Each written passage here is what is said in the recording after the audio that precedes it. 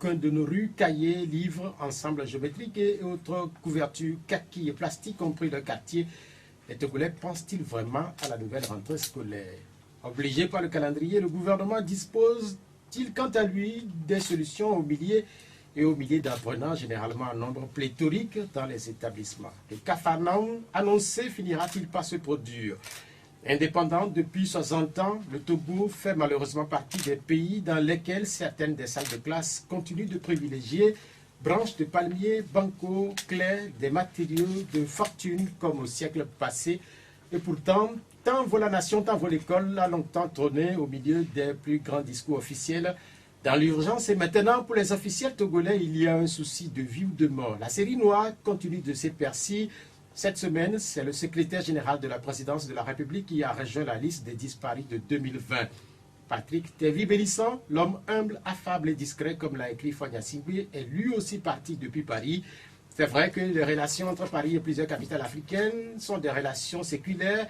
Elles sont généralement teintées de chaleur et de cordialité, mais jamais avec autant de tristesse, puisque Paris, c'est les meilleurs soins. Paris, c'est aussi les meilleurs soutiens politiques. Ces derniers jours, deux chefs d'État africains sont allés justement voir leur homologue français. Macky Sall puis Alassane Ouattara ont partagé la table d'Emmanuel Macron. Au moment où le débat est violent autour des mandats présidentiels en Afrique de l'Ouest, plusieurs questions agitent les milieux politiques de Dakar à Libreville, en passant par Abidjan, Conakry ou encore Lomé, annoncés pour mort, puis enterrés par plusieurs chefs d'État français, à l'instar de Nicolas Sarkozy, François Hollande ou même Emmanuel Macron. La France-Afrique n'est-elle pas plus vivante que jamais? Quelle est pourtant la responsabilité des Africains dans une relation qu'ils sont majoritaires à dénoncer? En avant-garde de cette dénonciation, la presse multiplie les papiers sur les dégâts collatéraux des gouvernances en Afrique. Au Togo, les papiers portant Petrolgate ont fait écho au sommet de l'État. Le ministre du Commerce, droit dans ses bottes, a promis des sanctions aux potentiels fraudeurs. Les Togolais doivent-ils se frotter enfin les mains? Mieux, doivent-ils les laver encore et encore, comme le recommandent les gestes barrières contre la Covid-19? Cette semaine, le coronavirus a continué sa course dans le pays en repentant peur, angoisse, parfois intimidation et discrimination. Les lacs ont profité pour avoir le bouclage. En attendant jeudi, la prise de la pièce a créé le tableau de la pandémie, a passé la barre des 30 morts. C'est Dr Aubin Kodeviton de Nouvelle Vision qui est notre invité du jour. Le D12 au 96 50 34 37 et puis 70 43 09 70. Boga Koudoyo est à la technique. Docteur, bonjour. Bonjour Pierrot, bonjour à tous les auditeurs de la radio Pyramide. Comment vous allez? Je vais très bien par la grâce. Vous êtes adressé aux Togolais il y a quelques jours en leur souhaitant un beau mois de septembre. Est-ce que c'est votre manière de rester très près de ces Togolais-là? Oui, c'est l'une de mes manières. Je crois qu'au-delà de m'adresser aux Togolais, j'agis parce que c'est par les actions que nous pourrons être plus proches. Donc oui, au-delà de parler, m'adresser, j'agis toujours selon mes moyens pour pouvoir répondre aux besoins des Togolais. Les adresses sont devenues quand même courantes ces derniers temps. C'est vrai, il y a le chef de l'État qui en a l'habitude, même s'il en use de moins en moins. Mais il y a eu ces derniers temps aussi cette adresse d'Aguillaume Kodjo, plusieurs fois aux Togolais. Et puis, la semaine passée, l'adresse de Tipi Atchadam. Est-ce que c'est devenu la tradition finalement de s'adresser aux Togolais à travers ce type de message? Non, je pense que les Togolais sont au courant de ce que nous avons au niveau de la Nouvelle Vision appelé le message du mois. Durant toute l'année 2019, tous les mois, tout au début de chaque mois, je m'adressais à la jeunesse, à la femme togolaise et à la nation togolaise. Et dans une émission, dans une rubrique que nous avons intitulée Message à la nation, message du mois. Donc ce n'est pas nouveau pour nous, peut-être que ça a inspiré d'autres aussi à s'adresser aux Togolais parce qu'il faut communiquer. C'est à travers la communication quand même qu'on peut faire passer certains messages et qu'on peut amener les gens à être ensemble et à agir. Si je compte bien, vous avez adressé au total déjà pour cette année 9 messages. Non, dans l'année 2019, on a adressé 12 messages. En 2019. En 2020, lorsqu'on était dans la fièvre de la campagne, donc c'était autre chose. Mais déjà pour cette année, nous avons eu 5 adresses à la nation déjà. Est-ce que vous pensez que les Togolais sont au courant de ce type de messages, puisque moi, je les ai découverts la dernière fois en parcourant les réseaux sociaux. Est-ce que les Togolais, ils vous suivent? Mais ici, c'était l'opportunité de partager peut-être mon inbox avec beaucoup de gens, avec vous. Vous aurez déjà... Moi, j'ai vu le dernier. D'accord. Donc, les gens réagissent même lorsqu'on a cessé de faire les messages du mois. Les gens réagissent en disant que ça les manque parce que ça leur réconforte, ça leur donne de l'espoir. Parce que quand tu vis et qu'il n'y a plus d'espoir, mais tu es mort. Donc quand il y a moins de l'espoir, ça te donne le courage de vivre tous les jours, ça te donne le courage de te mettre en action et d'arriver à un niveau d'un autre. Je pense que beaucoup de Togolais sont au courant de ça et ils aiment ça. Et la preuve, c'est que quand nous avions cessé cette année un peu le message du mois par rapport aux élections et autres, d'autres continuent de réclamer. C'est d'ailleurs pourquoi nous avons repris les messages du monde pour nous adresser aux Togolais afin de les fortifier, de leur rassurer quand même que le Togo de demain est toujours devant nous, que nous pourrons le construire, nous pourrons l'atteindre. Vous avez l'impression, visiblement, à vous écouter, que les Togolais sont en train de perdre de l'espoir. Et justement, il suffirait de voir la condition des jeunes Togolais aujourd'hui pour comprendre pourquoi les Togolais doivent perdre de l'espoir. Vous avez des Togolais, des responsables de famille qui n'arrivent même plus à assurer 1000 francs par jour quotidiennement pour pouvoir prendre soin de leur famille. Quand vous voyez nos petits frères, nos petites sœurs, après leur diplôme, sont en train de trimballer un peu partout à la recherche du boulot. Quand vous voyez ceux qui, entre-temps, entreprenaient certaines choses, sont en train de fermer leur boutique. Quand tu vois les jeunes entrepreneurs qui se disent j'en ai marre, donc vous allez comprendre qu'il y a raison de perdre espoir. Mais au même moment, il y a raison d'avoir espoir parce que nous avons eu une lumière devant nous que nous voyons. Nous anticipons déjà le Togo de demain, le Togo que nous appelons un Togo soudé, un Togo émergé, que nous voulons construire. Donc ce n'est qu'un problème de temps. Et quand nous parlons d'avenir, aujourd'hui, moi je dis aux Togolais, nous n'allons pas continuer à parler d'avenir, mais l'avenir commence aujourd'hui. Donc commençons à nous mettre ensemble, ayons cet espoir, ayons une vision pour notre pays et mettons-nous au travail. Ce réconfort que vous essayez de partager aux Togolais, est-ce que c'est beaucoup plus se donné par les acteurs politiques depuis les années 90 ou les pasteurs des églises, puisqu'aujourd'hui on sait très bien que les Togolais ils raffolent des messages des pasteurs. Est-ce que c'est un peu comme un pasteur qui parle à ses brebis? Je pense que quand vous parlez, vous agissez, et quand les actions sont en harmonie avec ce que vous dites, et que ça produit des résultats, et que ça change la vie des Togolais, on dépasse un tout petit peu le cadre des pasteurs. Oui, quelque part on peut dire, quand vous donnez d'espoir, quand vous anticipez le futur, on peut dire que vous êtes en train de faire des prédications. Mais au-delà de ça, quand ces prédications sont suivies d'actions et quand ces actions produisent des changements dans la vie des gens, je pense que ça dépasse un peu le cadre d'un pasteur saint. Quand je fais référence aux pasteurs et en même temps aux acteurs politiques, parce qu'on sait très bien qu'aujourd'hui les Togolais sont relativement découragés, un peu partagés parce que les pasteurs et aussi les acteurs politiques ont promis un monde meilleur depuis les années 90, mais ils se posent toujours la question de savoir c'est quand la survenue de ce monde nouveau. Heureusement pour nous, on ne promet pas un monde meilleur. On dit on doit construire un monde meilleur. Ce n'est pas une promesse au fait, mais c'est que nous disons qu'on pourra le faire quand on se met au travail. Parce que quand on promet, qui a cette autorité de promettre demain à quelqu'un? Mais ce demain doit être construit par aujourd'hui. C'est pourquoi pour nous, à la Nouvelle Vision, nous disons plutôt que voilà le chemin, mais mettons-nous au travail et laissons de côté la haine, la division et travaillons ensemble pour arriver à telle destination. Et nous avons dit que c'est important d'avoir une destination, d'avoir une vision pour notre pays. Parce que vous ne pouvez pas vous mettre au travail, vous mettre sur un chemin sans savoir là où vous allez. Aujourd'hui, j'ose croire, et j'ai même adressé ça dans mon message du mois, que nous devons définir une vision globale pour notre pays. Une vision qui doit animer chaque secteur, chaque agence, chaque société, chaque acteur. Donc cette vision doit être le leitmotiv de tout le monde. Ça doit nous animer un peu partout et ça doit nous donner du courage pour pouvoir aller de l'avant. Donc c'est derrière cette vision-là que nous devons construire, nous devons nous mettre au travail pour pouvoir arriver à construire le Togo de demain dont nous rêvons tous. C'est vrai que depuis quelques années, vous parlez de nouvelle vision, vous parlez d'engagement aussi. Mais force est de constater que le Togo continue sans véritablement changer de paradigme. Vous faites allusion au paradigme quand j'ai lu le communiqué de votre structure qui annonçait cette émission. On a constaté que le Togo visiblement ne change pas.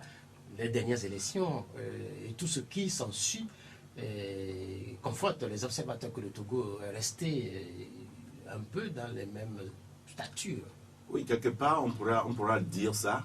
Mais quand on voit aujourd'hui, en 2020, en février 2020, on a eu des élections où on n'a pas eu des compatriotes au Ghana, on n'a pas eu des compatriotes dans d'autres pays, c'est aussi un changement. Et quand on voit des élections où, pour cette fois-ci, les gens parlent de projets de société, où ils partagent avec la jeunesse, avec la nation togolaise, ce qu'ils veulent faire en étant président, on doit savoir qu'il y a un petit changement. Donc, je pense qu'il y a un changement quelque part, mais si ce changement n'atteint pas peut-être l'attente des Togolais, je suis d'accord. Mais dire que ça n'évolue pas, non. Je me souviens depuis 2017 où la crise a atteint un pic donné, toute proposition que nous avions faite au niveau de la nouvelle vision par rapport à ce que nous devons faire pour faire évoluer ce pays, je me réjouis aujourd'hui que les choses, nous ne sommes pas au gouvernement, mais nos réflexions sont au gouvernement. Je voulais faire allusion, par exemple, à notre plan de sortie de crise, à 4 points, et les 4 points qui sont respectés aujourd'hui par le gouvernement. Et dernièrement, lorsque la crise sanitaire, c'est-à-dire Covid-19, a piqué tout le monde, nous avions fait déjà une proposition où on avait même parlé de l'identification biométrique de tous les Togolais.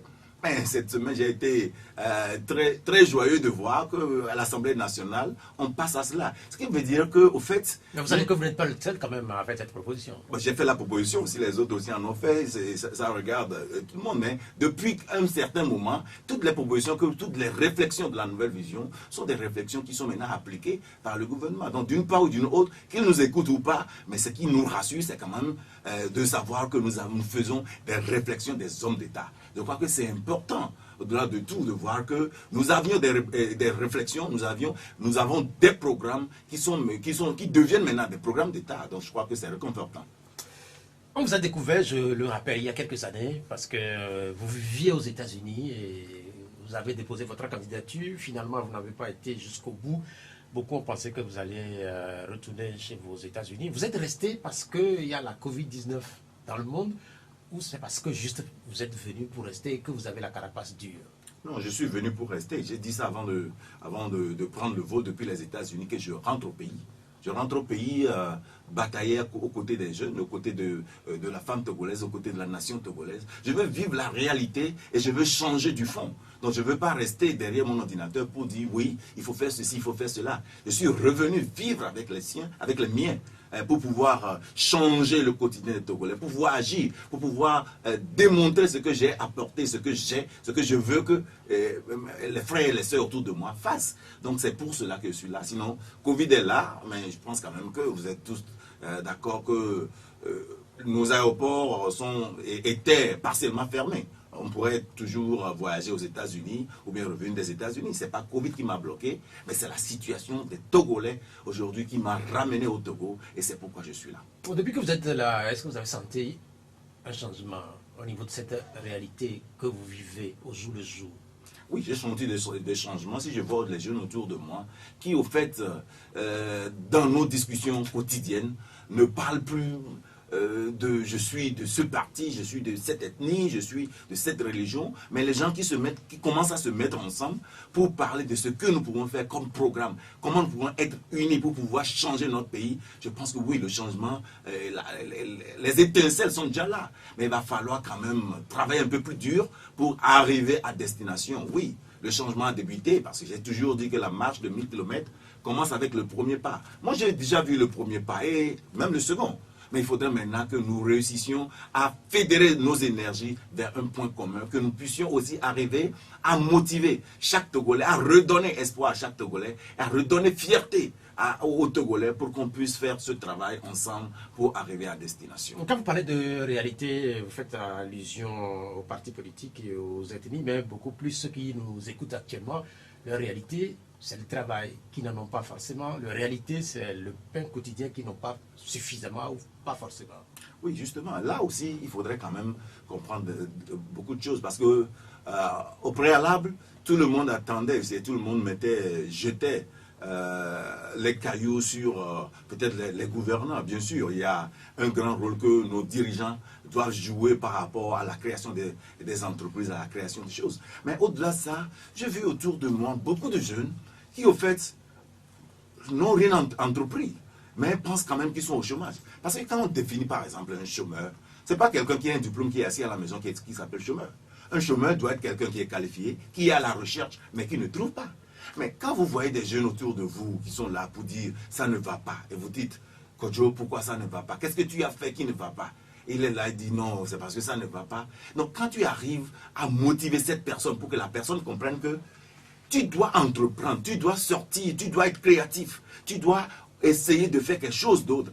Mais quand ces jeunes reviennent à vous pour vous dire que j'ai suivi votre formation, j'ai écouté vos conseils, aujourd'hui je suis tel, aujourd'hui je suis devenu telle personne, je pense que c'est motivant. J'ai eu un ambassadeur d'Heurton la dernière fois, depuis Cara, et qui me disait qu'il a participé à l'une de nos conférences où j'ai démontré la stratégie 4-3-2-1 de Dr Ton, qui l'a motivé, mais aujourd'hui, il a créé son entreprise et il a 14 employés. Donc de ce genre de choses, je pense quand même que c'est motivant, ça rassure. Et quand nous arriverons à partager, c'est ce que les Américains appellent best practices, en tous les Togolais, je pense que nous allons arriver à sortir les Togolais de cette ornière. Oui, justement, la réalité quotidienne, c'est que les gens ont besoin de boulot, les gens ont besoin d'opportunités, et des fois, ces opportunités sont bloquées par nos politiques. Mais au-delà de ça, il faudrait que nous comprenions que nous ne devons pas être assis les mains croisées pour dire que ça ne va pas. La stratégie, vous avez dit 4-3-2-1, c'est ça? Oui. En fait, c'est comme sur un terrain de football. Non, ça paraît comme ça. C'est une stratégie qui est basée au fait sur d'abord le point numéro 1, c'est la finalité, c'est-à-dire la vision. Les gens évoluent aujourd'hui sans vision. Ils ne savent pas là où ils veulent aller. Donc avant de réussir dans cette vie, il faut savoir là où tu veux arriver. Tu ne peux pas parler de réussite si tu n'avais pas une destination préconçue dans ta mentalité. Parce que c'est arrivé à ce niveau-là que tu sauras que voilà ce que je voulais faire, je l'ai atteint. C'est pourquoi je parle de réussite. Mais quand tu t'engages sans avoir cette finalité, alors tu as un problème. Donc le premier point, c'est la finalité. Il faut avoir une vision claire, une vision précise et une vision concise. C'est le point numéro 1.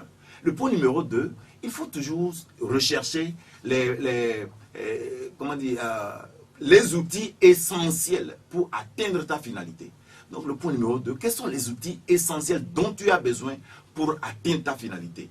Le point numéro 3, il faut faire l'économie des outils dont tu disposes. Donc tu te demandes de quoi je dispose aujourd'hui.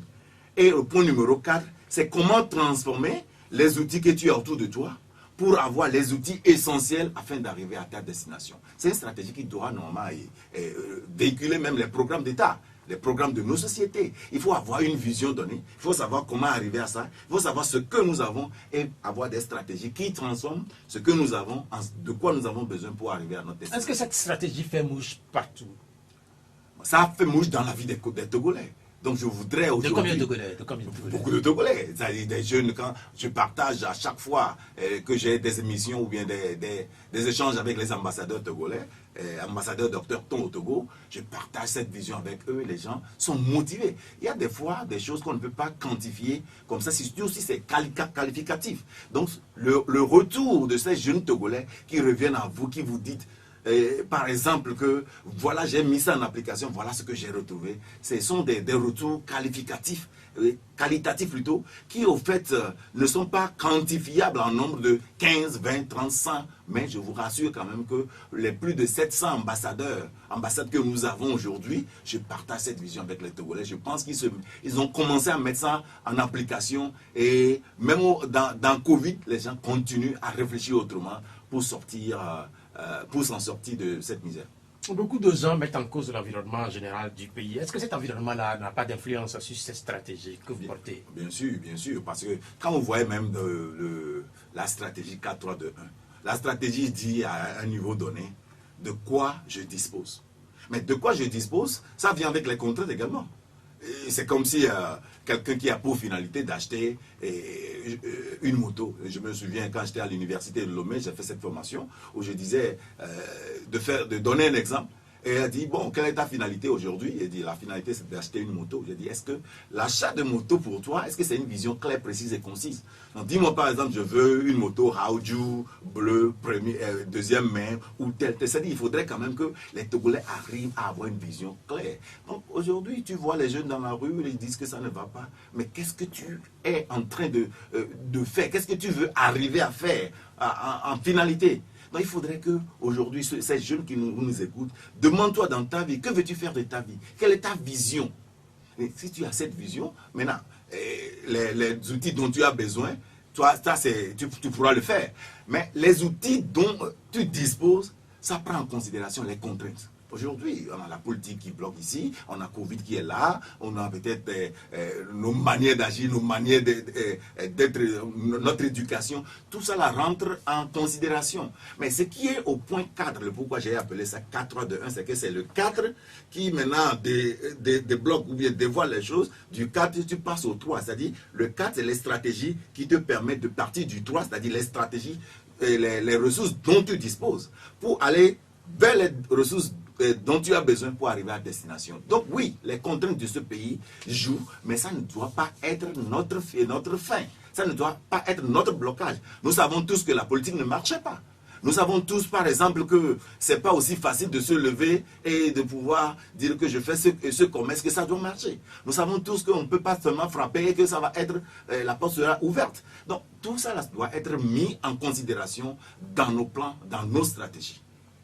Vous avez évoqué tantôt les ambassadeurs. Pour ceux qui nous écoutent, ce sont des gens que vous formez, n'est-ce pas? Oui, les ambassadeurs. Que deviennent-ils? Parce qu'à un moment donné, c'est vrai qu'on en parlait presque chaque jour. Est-ce que vous continuez pas? Oui, nous continuons par entretenir nos ambassadeurs. Nos ambassadeurs, au fait, sont des jeunes qui sont... Ce sont vos militants? Oui, ce sont nos militants. Ce sont des jeunes qui partagent la vision que nous avons. Aujourd'hui, nous avons dit quand même que notre engagement dans la politique n'a pas pour finalité seulement de devenir le chef d'État et puis s'arrêter là-bas. La finalité, c'est d'arriver à changer la vie des Togolais. Mais si nous n'avons pas encore cet outil dont nous avons besoin et que nous pourrons, pour le moment, avancer à différents pas, il ne faudrait pas nous asseoir pour dire que non, on n'a pas encore eu la chance d'être président. Donc on attend quand 5 ans va s'annoncer encore, on va les appeler. Non, aujourd'hui, nous voulons savoir de tous nos ambassadeurs, combien d'entre eux peuvent être formés, combien d'entre eux peuvent trouver d'emplois, combien d'entre eux peuvent trouver des fonds pour pouvoir entreprendre. Donc ce sont des choses que nous faisons tous les jours. Tu vois, il y a des moments, je me dis, nous en tant que leaders politiques, des hommes politiques, nous devons faire plus que la politique. La dernière fois, j'étais sur le site de Republic of Togo où je voyais les opportunités, où on disait par exemple, il y a un fonds pour les agriculteurs, pour labourer et puis comment dire, c'est-à-dire les petits moyens dont ils ont besoin pour commencer. Mais ce sont des nouvelles à partager avec la jeunesse togolaise. Il y a aujourd'hui les PME, les PMI, selon le discours du chef de l'État, qui avait promis et qu'il aura un accompagnement pour les petites et moyennes entreprises. Aujourd'hui, ça c'est mis à l'œuvre, c'est là. Mais combien de ces Togolais qui ne sont pas au gouvernement, bien qui ne sont pas du parti uni, savent de ces opportunités? Donc on ne doit pas s'atteler seulement sur les questions politiques. On doit aller au-delà de ça pour partager les biens de ce pays avec tout le monde. Parce que quand vous êtes président, démocratiquement, vous n'êtes pas élu par tout le monde. Vous êtes élu par la majorité. Mais ça veut dire qu'il y a certains qui avaient dit non, mais vous devenez président de tout le monde. Donc ce qui est pour le pays doit être partagé de tout le monde. Mais je vois des fois que certains de nos aînés politiques, ils pensent que, bon, si ceci vient, par exemple, le FAEJ ou bien la NPE lance ceci, c'est pour le Parti uni, c'est pour ceux qui sont au gouvernement. Non, c'est pour toute la jeunesse. Il faudrait quand même que nous arrivions à dépasser ces clivages politiques pour arriver à les faire. Donc nos ambassadeurs aujourd'hui sont entretenus pour nous. La finalité, c'est de voir à la fin des comptes combien d'ambassadeurs nous avons pu aider à trouver d'emploi, nous avons pu aider à entreprendre, nous avons pu former et nous avons pu aider à partir d'un point X à un point Y. Donc, à vous comprendre, vous n'avez pas fait la pause comme au sein de certains états-majors politiques au Togo, puisqu'on sait très bien qu'en Afrique, très souvent, l'activité politique est beaucoup plus dense autour des élections générales. Et une fois ces élections passées, il y a beaucoup qui font la pause. Au Togo, aujourd'hui, beaucoup font la pause. Est-ce que vous avez conscience de ça? Oui, je vois, c'est pourquoi je suis très ému quand je revois le nom même de mon mouvement, une nouvelle vision. Mais avant même les élections, quand j'ai été écarté injustement de la course, la semaine qui a suivi, j'ai commencé les activités. J'ai commencé à partager ce que j'ai dans mon programme pour que ces candidats aux élections puissent tirer au moins quelque chose pour l'évolution de mon pays. Parce qu'après tout, ce n'est pas être seulement président qui est le problème. Être président pour moi, j'ai toujours dit que c'est une arme, c'est un outil dont j'avais besoin pour arriver très vite, arriver rapidement à la destination. Donc déjà au lendemain de mon rejet, j'ai continué mes actions. Et vous allez voir sur les réseaux, ce n'est pas seulement des adresses à la jeunesse que nous sommes en train de faire. Nous agissons. Dernièrement, dans l'Ogou, nous sommes allés aider des mairies qui n'ont pas d'outils. Nous continuons, nos départements de femmes continuent à former les jeunes femmes à devenir des entrepreneurs, à entreprendre, à faire ceci, à faire cela. Les jeunes autour de nous, nous continuons à lancer, à les former, à les pousser vers l'entrepreneuriat. Nous continuons à partager les opportunités dont dispose notre pays avec nos jeunes, dont nous ne prenons pas la pause. Notre pause ou bien notre retraite sera prise lorsque le jeune Togolais commence à se dire je suis fier d'être Togolais et je peux refuser même un visa américain parce que j'ai beaucoup à faire chez moi, j'ai beaucoup d'opportunités chez moi. Ce dynamisme que vous décrivez là, ça demande beaucoup de moyens, surtout financiers.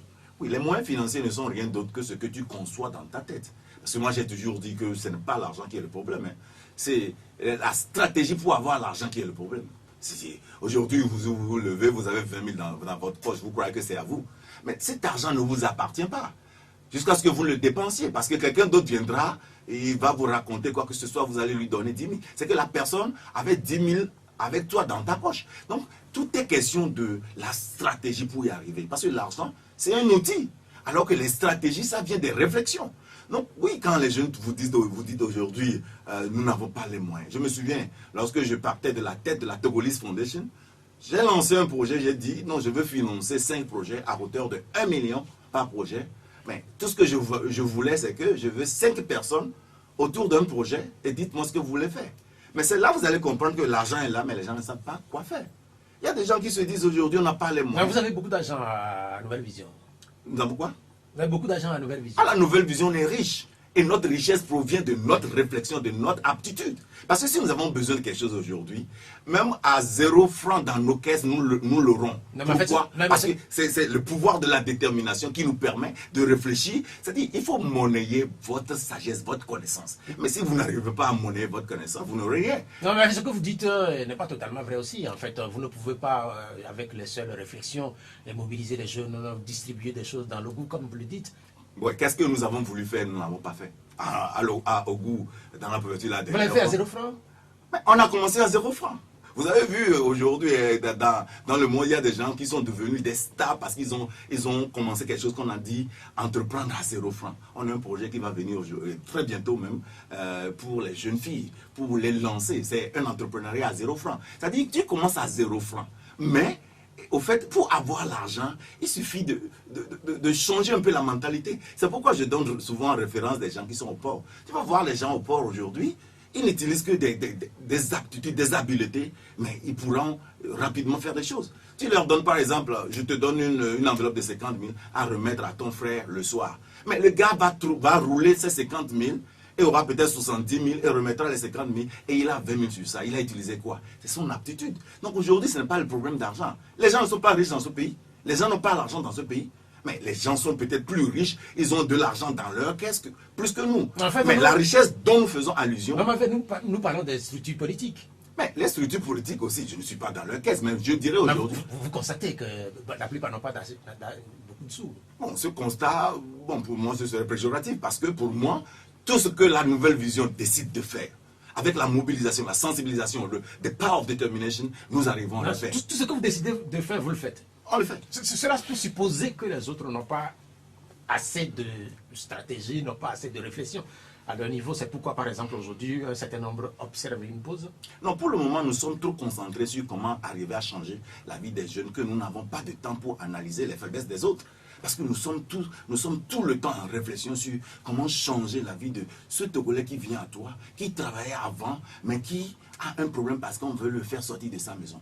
Nous voulons trouver solution à cet homme-là qui a construit et qui a 5 locataires, mais que personne ne lui paie pas, alors qu'il doit aussi faire manger sa famille. Nous avons tellement de choses à quoi réfléchir que nous n'avons pas le temps de penser à qui fait mal, qui fait bien, mais on veut faire le bien de ce pays. Et nous nous ouvrons à tout le monde. Hein. Nous sommes ouverts, que ce soit le régime au pouvoir, que ce soit d'autres partis politiques. Qu'est-ce qu'on peut faire pour changer le quotidien? Donc, tous ceux qui pensent qu'en Afrique, les partis au pouvoir font tout pour affaiblir, notamment les partis de l'opposition financièrement, tous ceux-là, ils ont tort. Bon, ça, je vous dis, je n'ai pas... C'est une stratégie politique qui est mise en œuvre un peu partout en Afrique. Mais il faut savoir que quand on vous affaiblit, peut-être on affaiblit votre compte bancaire, mais on n'affaiblit pas votre détermination à faire changer le pays. Parce que cette détermination vous permet d'être créatif. Mais vous pouvez être au Togo, aux États-Unis par exemple. Ceux qui font la politique, vous croyez qu'ils ont de l'argent dans leur caisse? Non, pas obligatoirement. Il y a des banques qui financent, il y a d'autres hommes, d'autres agents qui financent ces hommes pour arriver à destination. Donc quand vous avez ces stratégies mises en œuvre, ces belles idées, vous avez ces aptitudes de faire changer les choses, vous n'avez pas tellement besoin que votre compte bancaire soit lourd. Mais c'est que votre intelligence, votre sagesse soit lourde. C'est ça qui fera que vous pourriez arriver à faire ce que vous voulez, même si ceux qui sont au pouvoir cherchent de vous mettre des bâtons dans le roues. Ah, vous écoutez, vous êtes une exception.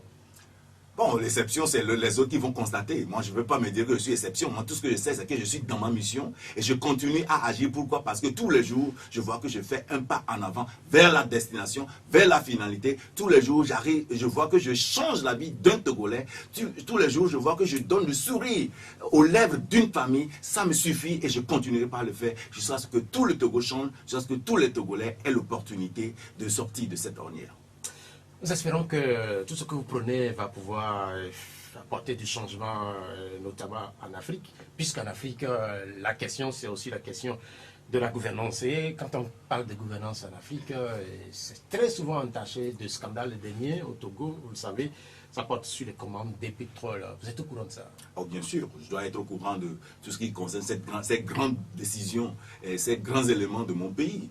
Et tout ça, moi, je vois que pour le moment, on ne pourra pas officiellement dire que oui, c'est ça ou ce n'est pas ça, parce qu'il y a les enquêtes qui sont en cours, donc il ne faudrait pas trop anticiper, en tant que surtout l'idée, il faut aussi savoir comment se jeter sur certains problèmes. Mais si ça s'avère que c'est une réalité, quelque part, je vois, c'est parce que le système, le paradigme de gouvernance n'est pas très bien assis. C'est ça qui pousse les gens à faire certaines choses. Je donne un exemple pour voir comment nous sommes en train de cultiver la corruption en essayant peut-être ou bien en nous battant de lutter contre la corruption. Alors, la dernière fois, je faisais une étude un peu plus approfondie des conditions des ministres dans nos pays, surtout au Togo. Et je vois que vous pouvez aujourd'hui être ministre en étant d'abord peut-être un instituteur quelque part. On vous prend comme instituteur, vous êtes devenu ministre. Ça veut dire que vous avez changé au moins de statut social. Votre femme n'ira plus dans les baras pour faire les cheveux. Vous n'allez peut-être pas aller dans le coin là-bas pour aller prendre spaghetti. C'est-à-dire le niveau au moins augmente à un niveau, à une échelle donnée. Maintenant, vous avez fait 2 ans et vous n'êtes plus ministre. Mais ce qui se passe, c'est que vous revenez au bas. Ça veut dire qu'il n'y a rien qui est prévu pour celui-là qui a été ministre pour 2 ans eh bien, il peut revenir à zéro. Mais quand il est au cours de son mandat maintenant, ce qui se passe, c'est quoi? C'est que les gens se disent, ah mais vous êtes là, il faut profiter.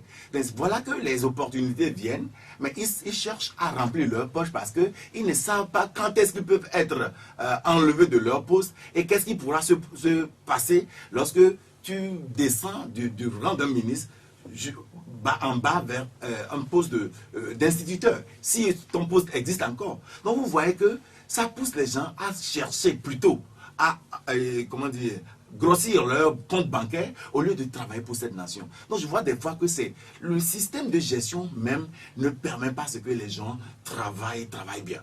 Mais s'il peut y avoir des opportunités où une seule personne ou bien toute une seule famille peut prendre plus de 500 milliards sur des commandes d'État, ça veut dire... C'est des estimations. Ce sont des estimations, mais si ça arrive, ça veut dire qu'on a un problème de gouvernance. On a un problème on doit mettre sur pied un système de gestion autocontrôlable qui permettra ce qu'à chaque instant, quand il y a dérapage, que ça sonne quelque part. Nous avons la technologie, nous avons tellement de choses à mettre sur pied aujourd'hui pour que les choses marchent. Donc, moi je pense et j'espère quand même que ça soit un mensonge ou bien un montage. Mais si ça s'avère que c'est vrai, alors il faudrait quand même tout faire pour que le prochain gouvernement, pour que ceux qui sont à la tête de nos pays aujourd'hui revoient ce qu'on appelle la gouvernance, le système de gouvernance, le paradigme de gouvernance, ça doit changer. Vous avez voulu être chef de l'État, si vous l'étiez et que c'est sous votre mandature que survient ce scandale, que feriez-vous? Ça ne peut jamais arriver. Parce qu'avant d'arriver au gouvernement, j'ai tout un système que je mets en place. Un système autocontrôlable, mais un seul individu. D'abord, pour moi, ce n'est pas les individus qui ont la force. Et c'est le système qui a la force. C'est-à-dire, je dis, des fois, voilà quelqu'un qui est par exemple au service de passeport. Il voulait faire le passeport à le ministre ou bien la personne qui signe le passeport. Dans ce pays, ton oncle ou bien ta tante peut venir chez toi pour dire ah, ton frère doit partir demain, il a besoin de passeport. Ben, si tu refuses de le faire, tu as un problème familial. Si tu arrives à le faire, ça veut dire que tu as fait quelque chose au-delà du normal. Parce que la personne doit faire des états, doit faire la carte d'identité, doit régulariser sa naissance et sa nationalité. Mais pourquoi est-ce qu'on te voit comme quelqu'un qui ne veut pas le faire ou bien on te pousse à le faire? C'est parce que le système est ouvert que tu pourras faire n'importe quoi. Mais si déjà, dans le système que je mets en place, vous allez voir que avant que je n'arrive à cliquer pour que le passeport sorte, il faudrait que l'autre office clique la naissance, l'office secondaire clique la nationalité, l'office tertiaire clique la carte d'identité avant que pour moi même ça s'ouvre. Tu vas voir que le système me contrôle, ce n'est pas moi qui contrôle le système. Donc dans la gouvernance Kodjo-Vitton, ça ne se passera pas. Ça, ce n'est même pas possible. Parce que nous mettons tout en œuvre pour que les hommes ne soient pas les moteurs du système, mais qu'ils soient plutôt les contrôleurs de ce système. Le système lui-même marchera. On peut mettre n'importe qui quelque part, on donne les instructions, vous suivez les instructions, le pays va marcher. L'actuel système en place est incarné par Fagne Gnassingbe. Est-ce que le chef de l'État actuel, est-ce qu'il en faute par rapport à ce scandale?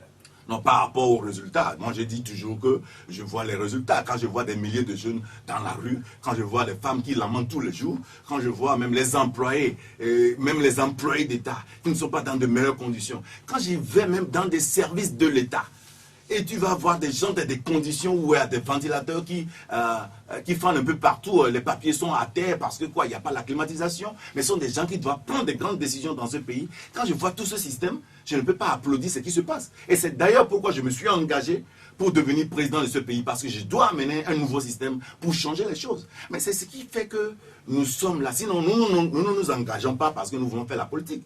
Nous nous engageons parce que ça ne va pas. Nous nous engageons parce que nous avons de meilleures propositions. Nous nous engageons parce que nous avons un système de gestion qui pourra faire évoluer ce pays. Nous avons tellement de choses, tellement de ressources dans notre pays. Nous avons des braves Togolais, des jeunes Togolais innovateurs, créateurs. Allez même dans le domaine de la culture. Voyez comment, dans ces conditions, les Togolais arrivent à faire des merveilles. Dans le domaine du sport, regardez combien de jeunes Togolais se mettent sur eux. Le poids de partir dans des pays comme le Ghana, d'être formé au Nigeria parce qu'ils veulent devenir des superstars en sport. Regardez ce qui se passe un peu partout. Des innovations. À la fois, voyez la créativité des jeunes Togolais. Et vous allez me dire que nous n'avons pas d'opportunité. Mais au-delà de ça, il faudrait que le gouvernement ou bien le programme du chef de l'État puisse créer vraiment les canaux possible pour que ces énergies soient orientées vers le développement de notre pays. Nous avons devant nous le taux de pauvreté, nous avons les jeunes, nous avons tout ce qui se passe. Donc je ne peux pas applaudir pour dire que Faure Gnassingbé est en train de mieux faire. Peut-être il fait quelque chose, mais il pourra mieux faire. C'est pourquoi je me suis engagé. Faure Gnassingbé, ça fait un peu plus de 15 ans de pouvoir. Il a succédé à son père. Et puis, si ce scandale a perdu, est-ce que là, nous n'avons pas plutôt un problème structurel? Problème structurel, il y en a. Mais au-delà de ça, il y a un problème de manque de... je dirais d'abord manque d'amour pour ce pays. Parce que c'est pas amour que les gens se sacrifient. Si tu n'as pas l'amour, tu ne peux jamais te sacrifier. Quelqu'un qui se sacrifie sans l'amour, c'est un manipulateur. Donc, je vois, j'ai vu Faure Gnassingbé depuis 2005 à 2010. Je l'ai vu de 2010 à 2015 et 2015 à 2020. Je l'applaudis sur certains points parce qu'il a pris le pouvoir au moment où c'était très chaud. Mais il avait joué un rôle d'abord de réconciliation de 2005 à 2010 que j'ai apprécié parce qu'en ce moment, c'était pas si facile. Et j'ai vu comment l'engouement de la jeunesse était autour de lui parce qu'il était jeune. J'ai vu comment notre économie était coupée du reste du monde. Il a pu renégocier certaines choses pour que l'économie reprenne. Mais à partir de 2010 à 2015, j'ai vu comment il s'est investi dans les grands travaux. J'ai vu comment la croissance économique est passée de 5,6 à 7,2. J'ai vu comment il a essayé de faire certaines choses. Maintenant, de 2015 à 2020, le mandat social. Mais c'est ça, je n'ai pas tellement aimé parce que c'est en ce moment-là que le prix de l'essence a monté. C'est en ce moment-là que les taxes ont augmenté. C'est en ce moment-là que tellement les Togolais ont été confrontés à tellement de choses. Mais je comprends que des fois, on peut prévoir, mais la réalité du pouvoir peut contraindre à certaines choses. Donc je sais qu'en tant que chef de l'État, oui, il n'est pas appelé à tout faire lui-même. Mais quand même, il doit mettre sur pied un système qui fait évoluer les choses. Il y a des gens qui sont là. Je me souviens la dernière fois de l'intervention de mon chargé de communication à New World TV, qui disait que ce n'était pas possible de voir un ministre de la jeunesse qui a 65 ans. C'est-à-dire, un ministre de la jeunesse à 65 ans, vous allez transmettre quoi à la jeunesse? Vous êtes comment proche de cette jeunesse? Qui a 65 ans? Donc il faudrait, non, je donne un exemple, je suis en train de parler d'une manière comme un paradigme. Donc là, il faut comprendre qu'il faut mettre les bonnes personnes c'est-à-dire là où il faut pour que les choses évoluent. Est-ce que forcément c'est une question d'âge? Puisque Faure Gnassingbé, beaucoup ont dit qu'il est jeune, mais visiblement, certains se posent des questions. Mais quand on parle de la jeunesse, ce n'est pas au fait l'âge. La jeunesse, c'est la mentalité. Ah oui, mais c'est pourquoi quand vous parlez de 65 ans, un ministre de la jeunesse à 65 ans peut faire mieux qu'un ministre. Tout justement, quand je parle d'un ministre de la jeunesse à 65 ans, ça veut dire qu'il a un comportement qui est de l'autre génération. C'est pourquoi j'ai donné cet exemple. Sinon, quand on parle de la jeunesse, nous avons défini ça à plusieurs reprises, que c'est une question d'aptitude, c'est une question de mentalité. Donc vous voyez aujourd'hui, ce qui est plus important pour moi, c'est que Faure Gnassingbé doit aussi reconnaître, comprendre que l'attente des Togolais n'est pas atteinte. L'attente n'est pas atteinte. Mais il faudrait changer de paradigme. Il faudrait changer la manière de gouverner. Parce que si vous maintenez les mêmes personnes avec le même système et vous espérez avoir un résultat différent, ça ne peut pas marcher. Je veux qu'ils rentrent dans la population pour comprendre la misère des jeunes, pour comprendre ce que les femmes ont comme problème dans les marchés, pour comprendre ce que les agriculteurs ont comme problème dans leurs champs, pour qu'on puisse travailler ensemble, main dans la main, pour arriver à sortir de cette misère. Vous avez dit plusieurs fois que ça ne va pas, vous avez même sorti une formule que j'ai notée, que certains cultivent la corruption.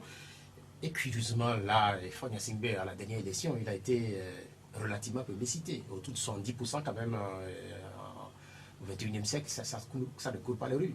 Oui, d'abord, si je dois donner mon impression sur le résultat de Faure Gnassingbé, je ferai seulement référence à ce qui m'est arrivé proprement, pour dire que ça ne va pas. Je ne suis pas content des chiffres parce que c'est devant moi, j'ai amené 5222 signatures. En premier lieu, une cour constitutionnelle, c'est-à-dire la plus grande instance de mon pays, qui me dit que j'ai amené 3125 signatures. Mais j'ai fait la réclamation. La Cour me dit oui, on a trouvé les 5222, mais de ces 5222, la plupart ne se retrouvent pas dans leurs données de base de données plutôt. Mais quand tu vois une Cour qui prend des décisions d'une manière abstraite, comment on dit, d'une manière, c'est-à-dire pas fantaisiste pour tout. Oui, c'est fantaisiste. Si c'est fantaisiste autour de Kodjo-Vitton, autour de la candidature de Kodjo-Vitton, mais les 70%, de cette déduction, je pourrais dire que ça peut être fantaisiste. Mais au-delà de ça, si je n'ai pas de raison pour prouver que Faure Gnassingbé n'avait pas eu 70%, moi je ne vais pas m'atteler à parler de ces 70%, mais je dois tout faire pour savoir qu'est-ce qu'on peut faire au moment où il est déjà proclamé président. Est-ce qu'on va continuer à faire comme nos grands frères, faire une politique de chaise vide, une politique de contradiction sur les 4 ans et demi et à 5 mois des élections, on revient encore être candidat? Non. Le lendemain, quand on l'a proclamé comme président, j'ai dit « Bravo, monsieur le président, mais sachez que nous avons du travail à faire et que vous n'allez pas le faire seul. Parce qu'aujourd'hui, nous n'allons pas rester ailleurs pour vous voir faire. Nous allons aussi apporter notre expertise. Nous allons aussi critiquer. Nous allons aussi porter ce que nous avons comme le savoir-faire pour qu'enfin, nous puissions changer le quotidien des Togolais. C'est ce qui est plus important et c'est ce que j'encourage nos grands frères à faire dans le domaine politique. » Bien, merci, docteur Kodouviton. Je rappelle que c'est vous qui êtes notre invité. Comme c'est de tradition tous les dimanches, nous allons permettre aux auditeurs de participer à l'émission. Ils ont la possibilité d'appeler deux numéros 96 50 34 37 et puis 70 43 09 70. Les auditeurs qui nous regardent sur notre page Facebook auront également la possibilité de nous laisser les questions. Nous allons faire le devoir et de les proposer à notre invité. Est-ce que le téléphone a commencé par sonner? Oui. Allô, bonjour. Bonjour. Oui, c'est Bozambo? Oui. Comment vous allez? Bonjour, notre président. Bonjour, monsieur Bozambo. Votre détail, ça me plaît beaucoup à la maison. Si on se nomme ministre de l'Agriculture, je sais que tu vas travailler. Si vous êtes président, vous allez courir derrière les Togolais et l'agriculture. On dit que l'Amérique est développée sur l'agriculture et l'Amérique est devenue une puissance mondiale. Si vous êtes président au Togo, je reste à Dieu, et c'est ce qui est votre tête. Donc, je ne veux jamais rester au bureau. Vous allez déplacer sur le terrain. Et ce qui me tient maintenant dans ce pays, il y avait des jeunes qui ont formé, qui sont partis en Europe, à Israël, pour aller former pour l'agriculture. Au retour, je ne sais pas où ils sont. Ils sont restés là-bas, ou bien ils sont retournés à Lomé pour nous apprendre comment on développe l'agriculture. Si tu viens dans nos marchés, dans tous les marchés au moment, il y avait des tomates. Partout, il y avait des tomates. Les preneurs, on ne voit pas. Donc on dit qu'on fait tomates dans une méthode. Je me demande qu'est-ce qu'on a fait de fabriquer pour nous emporter. Et les tomates sont dans notre marché, mais on ne trouve pas les preneurs. C'est ça qui me tient que les Togolais arrivent à faire quelque chose, mais ils ne jouissent pas ce qu'ils sont en train de faire. Donc comment on peut faire pour se développer quelque chose et tous les Togolais aller à cet endroit-là pour avoir quelque chose à eux nourrir et faire enfants. Bien, merci beaucoup. On a compris le fond de votre pensée, Bozambo. Réaction. Oui, justement, il dit à un côté donné, les gens ont été envoyés à l'extérieur pour pouvoir acquérir des connaissances plus approfondies, plus accentuées, afin que ça profite au pays. Mais il y a aussi un problème qui se passe, parce que j'en connais au moins un ou deux qui ont été envoyés, qui ont été formés, mais au retour, ils ont été contrés par la politique. C'est-à-dire, vous revenez en tant que jeune, vous avez été formé, mais quand vous revenez, pour pouvoir accéder même à une position qui vous permet de mettre votre compétence en pratique, le grand frère vous dit non, ça ne se passe pas comme ça. Je suis nommé ici parce que je suis tel de tel parti. Donc ce qui veut dire que ces jeunes reviennent, il y a certains qui reviennent, mais qui n'arrivent même pas à trouver l'opportunité pour pouvoir mettre en pratique ce qu'ils ont appris de l'autre côté. Donc au final, qu'est-ce qu'ils font? Ils retournent pour aller vivre dans ces pays-là. Donc ceux qui sont restés, les peu qui sont restés pour le faire, ils le font à contre gré. Et vous allez voir, par exemple, il a même donné l'exemple de la tomate. Et je connais le jeune Tanko qui a initié Tanko Tomato, par exemple, qui permet de transformer les tomates là, que nos mamans amènent au marché. Des fois, si elles n'arrivent pas à vendre, jettent dans les poubelles et reviennent à la maison. Maintenant, on peut les transformer en purée de tomates et autres. Mais il y a d'autres aussi qui ont beaucoup d'idées. Mais il faudrait que nos aînés politiques comprennent que nous qui arrivons aujourd'hui en tant que des leaders pour pouvoir accéder peut-être à des positions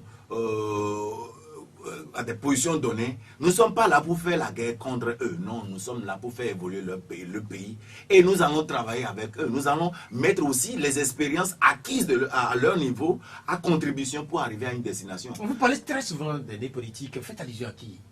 aux aînés politiques. Mais ceux qui étaient là avant moi, ceux qui ont commencé le combat, ils n'ont pas pu finir. Et ceux qui nous ont tracé la voie, ceux qui nous ont inspirés, et ceux qui ont fait que nous nous sommes engagés, ceux qui n'ont pas réussi, et ceux qui sont là et à ne rien faire, mais en donnant seulement Non, mais en fait, un parti politique. Oui, mais en fait, quand je vous écoute, très souvent, vous utilisez l'expression, je ne sais pas si, là, quand vous l'utilisez comme ça, vous faites allusion aux opposants. Pourquoi? J'ai dit aînés politiques, les opposants dans Non, mais en fait, quand vous parlez de combat, en fait, quand je parle de combat, j'ai toujours dit que le système dont moi je passe, j'ai dit que le système doit changer. C'est un système bilatéral, un système qui est composé de ceux qui gouvernent et de ceux qui veulent prendre le pouvoir. Parce que dans n'importe quel pays, mais la durée d'un régime dépend de la qualité de son opposition. Mais si l'opposition te permet d'être là-bas pour longtemps, tu restes là-bas. À moins que ta conscience te l'ordonne autrement, ou bien que la nature te l'impose autrement. Donc s'il y a quelque chose qui ne marche pas depuis plus de 30 ans, 35 ans aujourd'hui, mais c'est la faute à nos leaders qui sont là. Mais cette faute-là, c'est une faute partagée. Je ne vais pas le mettre sur le dos des opposants, parce que nous avons vu des opposants qui étaient là pour le pays, qui voulaient faire changer ce pays, mais on a mis des bâtons dans leurs roues. Il y a certains qui sont repartis, et il y a certains qui n'ont pas pu tenir longtemps. Il y a certains aujourd'hui qui sont devenus des opposants pour des professionnels opposants. Mais ce n'est pas ça le problème. Je ne mets pas le problème au dos de qui que ce soit. Merci. Sur la question de Bosambo liée à l'agriculture, à la transformation des matières premières, il y a un centre que les autorités du Togo ont lancé récemment au niveau d'Adedi, comme c'est un centre industriel, pour éventuellement répondre à la question posée par notre ami. Est-ce que c'est pas une bonne chose déjà? Mais je sais qu'au Togo, il y a beaucoup de choses. Je me suis bleu. Ils ont inauguré avec le train. Et je me souviens de... Le Blue Line. Le Blue Line. Et je me souviens des ports de pêche. Je me souviens... Il y a beaucoup de projets qui ont été lancés qui, au fait, dans leur constitution, sont de bons projets. Mais si la finalité n'est que politique, on aura de beaux projets, mais les résultats ne seront jamais là. Donc pour moi, je vois que, oui, au Togo, nous avons des experts qui réfléchissent à mettre sur pied des projets qui peuvent aller dans l'intérêt de ce pays. Mais s'ils ne sont pas formés, s'ils ne sont pas orientés, s'ils ne sont pas cadrés, s'il n'y a pas un système qui les oblige à aller, à utiliser ces opportunités pour le bien de ce pays, on aura de beaux tests, mais les résultats seront toujours caducs. Donc je crois que oui, c'est un bon départ, mais il faudrait que ça produise des résultats. Il faudrait que ces programmes soient alimentés par des gens capables, des gens qui sont compétents, des gens qui peuvent le faire, des gens qui ont l'amour pour ce pays et qui peuvent s'oublier en mettant le peuple en Bien, premier. merci. Deuxième auditeur. Allô, bonjour. Bonjour, M. Pierrot. Mais comment vous allez? Je vous appelle Bazin. Ok, allez-y.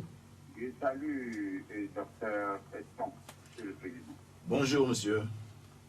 J'ai eu une question. La première,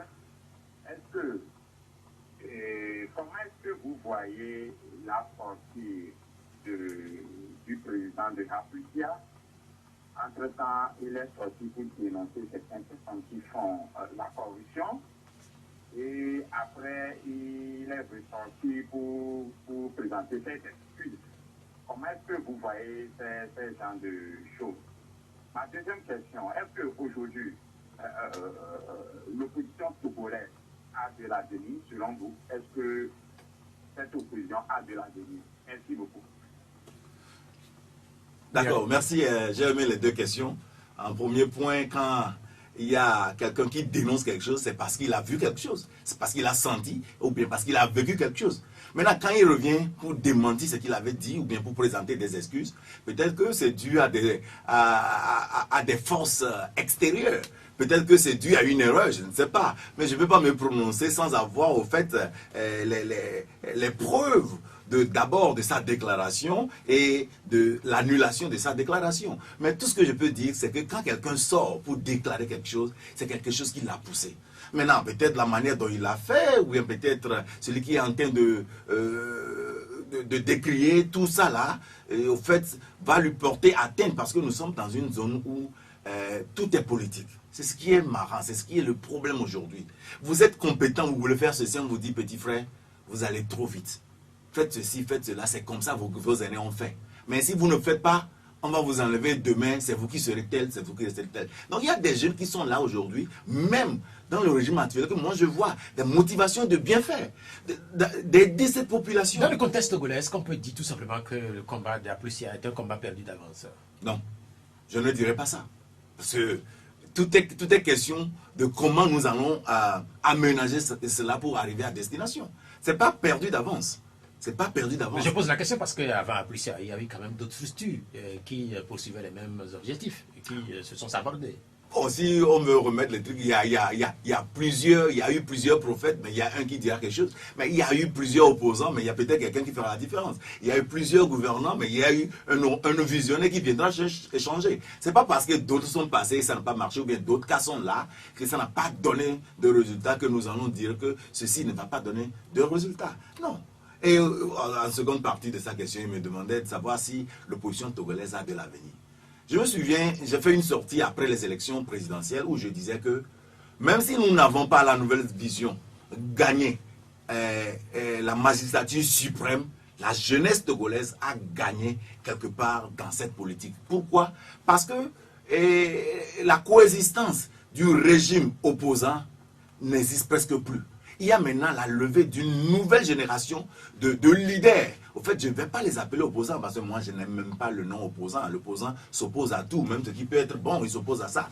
Mais il y a une nouvelle levée de nouveaux leaders qui peuvent aujourd'hui s'asseoir avec ceux qui sont au pouvoir et discuter et se dire la vérité avec respect. Ils peuvent apporter leur expertise en n'étant même pas au gouvernement. Ils peuvent défendre les biens de ce pays. Ils peuvent défendre les biens des forces de l'ordre, des biens des enseignants, des biens de telle et telle personne. Parce qu'avant, les opposants que nous avions, c'est-à-dire nos aînés politiques, mais combien de fois vous allez les voir, les gens défendent les statuts des agents de force de l'ordre? Combien de personnes vous allez voir défendre les statuts de tel et tel employé? Mais nous avons tous notre politique orienté vers les tests politiques, les durées de mandat et autres. Mais aujourd'hui, nous avons des jeunes, je vois autour de moi, je vois les jeunes opposants, si on peut se permettre d'utiliser le nom, qui viennent dire par exemple comment est-ce que ceci peut nous aider dans le domaine agricole, comment est-ce que ceci peut nous aider dans le domaine de l'éducation. Je vois des actions posées sur le terrain par de ces leaders. Il n'y en avait pas. Donc je pense que oui, si on peut l'appeler opposition, la nouvelle opposition togolaise, c'est-à-dire quand on parle des opposants togolais, il ne faut pas avoir l'idée sur seulement les aînés qui étaient là, mais l'opposition, c'est-à-dire cette classe maintenant qui est venue, cette classe maintenant a de l'avenir. Et cet avenir commence même aujourd'hui. Si vous étiez donné de participer à la dernière élection présidentielle, quel aurait été votre score? Je serais le président. Je serai le président du Togo. Et c'est la raison pour laquelle on m'a enlevé injustement. Parce que si j'étais candidat, j'ai déjà dit, j'ai déclaré même à la télévision nationale que quand je vis ton candidat, quand je vis ton président, je serai président. Parce que ce que je porte comme programme avantage tout le monde. Même le chef de l'État va voter pour moi. Parce que... Non, mais en fait, quand vous parlez comme ça, en fait, beaucoup ne vous prendront pas au sérieux. Bon, peut-être c'est beaucoup là, c'est pas qui tu mets dans non, beaucoup. En fait, parce que je démontre... Quand vous dites que le chef de l'État va voter pour vous, quand même... Je démontre ce que je dis. Parce que ce que je voulais dire, c'est que vous ne savez pas que ceux qui sont au pouvoir aujourd'hui, qui sont à la commande aujourd'hui, sont fatigués. Ils sont fatigués. Mais ils ne sont pas fatigués. Ils ne sont pas autant fatigués pour donner le pouvoir à n'importe qui. Ils sont autant fatigués pour trouver celui qui peut être porteur de pouvoir, pour prendre le pouvoir, pour la continuité de ce pays. Mais vous n'êtes pas là seulement, vous êtes fatigué, vous donnez le pouvoir à quelqu'un parce qu'il veut le pouvoir. Parce que le pouvoir, ce n'est pas du bonbon. Mais je dis aujourd'hui que aujourd'hui, ton candidat devrait être président parce que j'ai un programme qui rassurera ceux qui sont là, qui sont fatigués et qui sauront que nous avons une vie après le pouvoir. Bien, merci. Nous allons retourner au téléphone avec les auditeurs qui nous regardent. En fait, pour ceux qui nous regardent, j'ai un certain nombre de questions.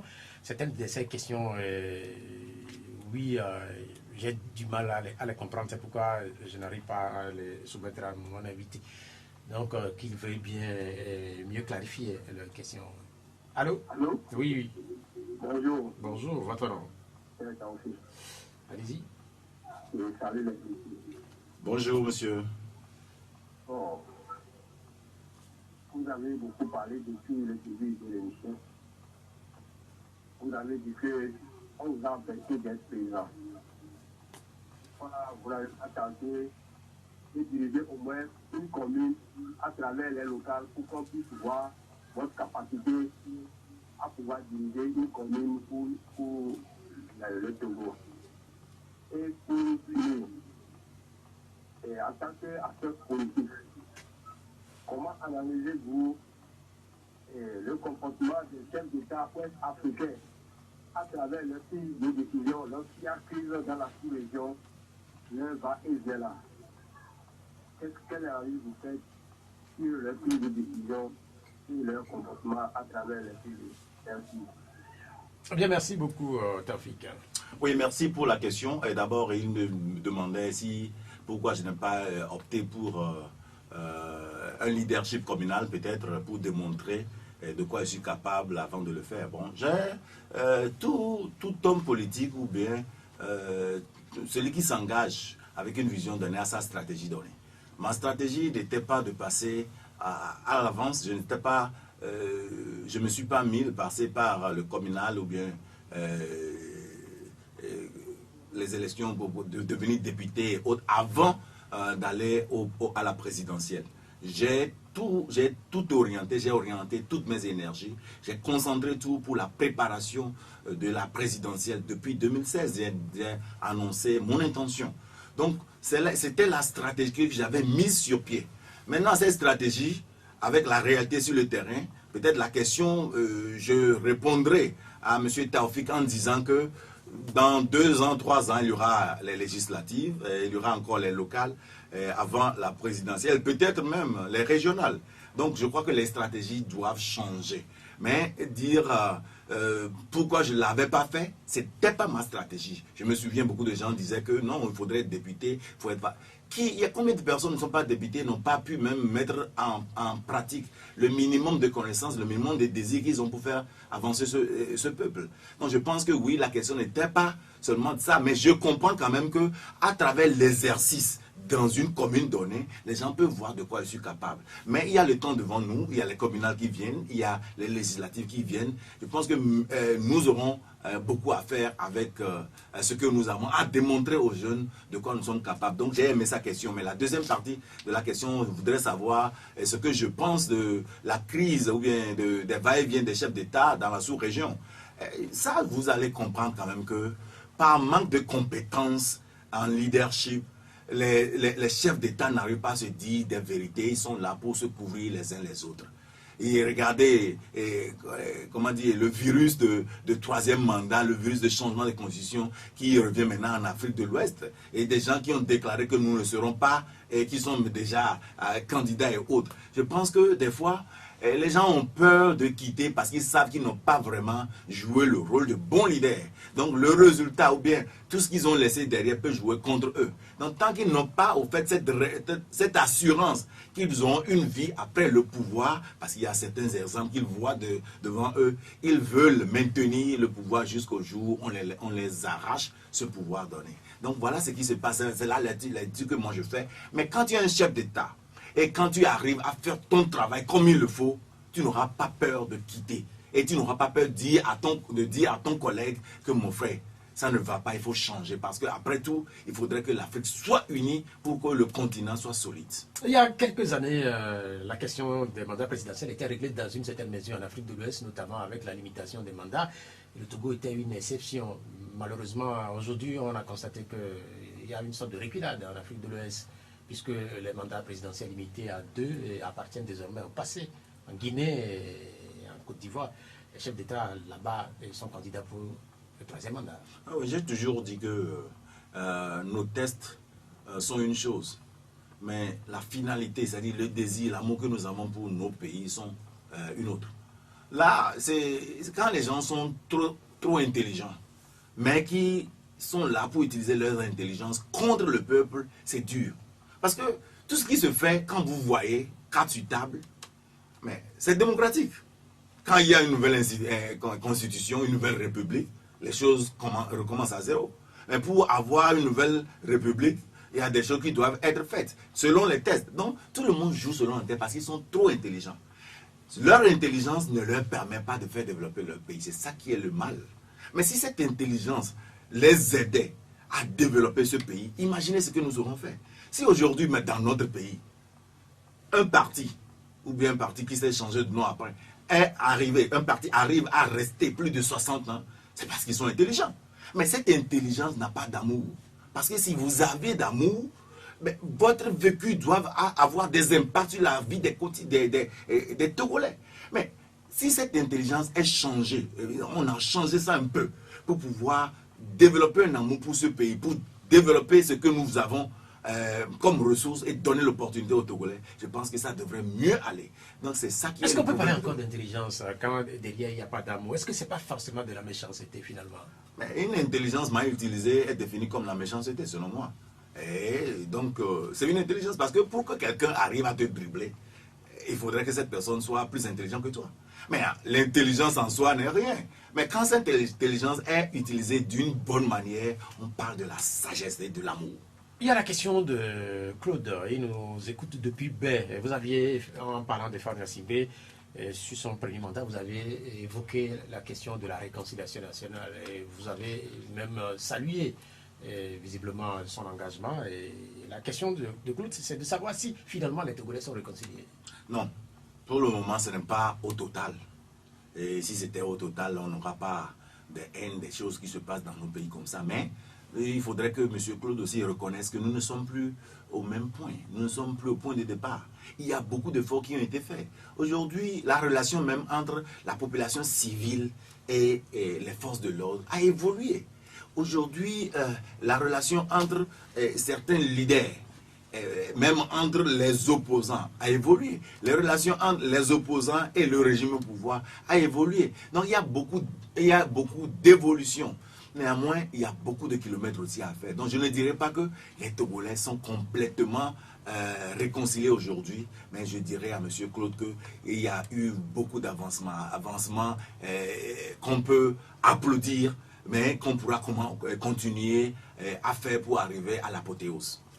Il y a certains auditeurs, c'est pas un seul, sur la question éventuelle si on vous proposait à devenir ministre, est-ce que vous accepterez? Bon, moi j'ai toujours dit que ce n'est pas la position qui serait le problème, c'est l'outil et la finalité. Mais si on me nomme ministre aujourd'hui et je vois de cette nomination une opportunité d'agir pour changer le quotidien, agir vers la finalité que je me suis définie en laissant tout ce que j'ai aux États-Unis pour revenir dans ce pays, je ne manquerai pas. J'ai toujours dit que je n'ai même pas besoin de position pour le faire. J'ai continué à le faire. J'ai commencé à le faire, continué à le faire. Depuis Togolese Foundation jusqu'à aujourd'hui, je continuerai à le faire même si je ne suis pas nommé. Mais si cette position sera seulement pour remplir mon ventre et laisser c'est-à-dire ce désir de voir ce peuple évoluer est la finalité, je n'accepterai pas. Parce que j'ai beaucoup d'opportunités. Si c'est côté me remplir ma poche aux États-Unis. Mais je suis enseignant, je suis chef de département et je suis vice-président d'une université. Tout ça, je l'ai laissé pour venir dans ce pays. Ce n'est pas pour devenir un ministre. Et le ministre aussi, c'est pour remplir la poche, ça n'a pas de sens. Mais si mon aptitude me permettra de faire quelque chose, de changer ce pays, même sans nomination, je le ferai. Il y a la question de Edem Gabriel. Pourquoi devons-nous intégrer votre parti politique plutôt qu'un autre? Parce qu'au Togo, il y a plusieurs partis politiques. Il suffit de voir le programme que je porte. Il suffit de voir si ce que je porte répond à l'aspiration de M. Edem. Il suffit de voir si ce que je porte comme programme va créer des emplois aux Togolais. Il suffit de voir si ce que j'ai comme programme permettra à nos mamans des marchés de pouvoir se soulager, à nos parents dans les champs de se dire ouf, on pourra vivre de notre agriculture. De voir des jeunes qui sont vraiment motivés d'aller à l'école parce que quand ils vont sortir avec leur diplôme, ils auront des opportunités. Il suffit de voir si le programme que j'ai fait l'unité nationale où le Togolais ne va plus se haïr. Il suffirait de voir si mon programme permettra à la jeunesse qui est dans la diaspora de revenir paisiblement investir ou bien vivre dans son pays. Il suffit de voir si ceux qui sont en train de travailler aujourd'hui à la retraite seront toujours contents parce qu'ils ont eu des accompagnements qu'il faut. Et de voir si nos enseignants, nos médecins, tous ceux qui sont du personnel formel et informel auront des accompagnements qu'il faut. C'est le programme que j'amène. C'est à ce programme-là qu'il doit adhérer. Ce n'est pas seulement adhérer à un nom donné. Donc c'est pourquoi je dis, M. Edem, ne va pas intégrer la nouvelle vision, parce que je lui dis, viens intégrer, mais en voyant déjà la nouvelle vision avec son programme, il sera très ému de se dire, je suis une nouvelle vision, je suis une nouvelle créature, je suis quelqu'un qui veut le bien de mon pays, qui met de côté la différence entre partis, entre ethnies, et qui veut arriver à construire un pays soudé et un pays émergé.